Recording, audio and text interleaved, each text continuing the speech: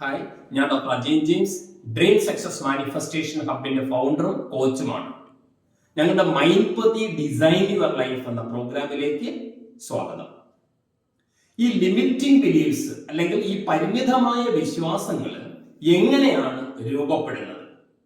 ഒന്നാമതായിട്ട്, ഈ ബാല്യകാലത്തിൽ മറ്റുള്ളവർ പറഞ്ഞ വാക്കുകൾ, നിനക്ക് പറ്റില്ല, നിനക്ക് പരിമിതികളുള്ളവനാണ്, അല്ലെങ്കിൽ നീ പരിമിതികളുള്ളവനാണ്. അപ്പൊ അവിടെ നമ്മളെ ശരിക്കും നമ്മുടെ പരിധി അവരങ്ങ് കൽപ്പിക്കുകയാണ്.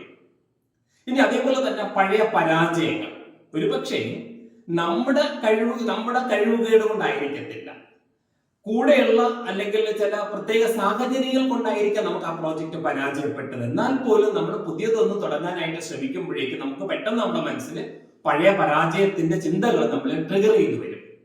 അപ്പൊ അതേപോലെ തന്നെ ഭയവും, അതേപോലെ നിരസിക്കപ്പെടുമോ എന്നുള്ള ആശങ്ക, എവിടെയെങ്കിലും നമുക്ക് ചെറിയതിലെയോ അല്ലെങ്കിൽ മറ്റ് മുൻ അവസരങ്ങളിലൊക്കെ നമുക്ക് എവിടെയെങ്കിലും ചെറിയ നിരസതകൾ വന്നിട്ടുണ്ടെങ്കിൽ ആ നിരസിക്കപ്പെടുന്ന നമ്മുടെ അടുത്ത് വീണ്ടും ട്രിഗർ ചെയ്തേക്കാം.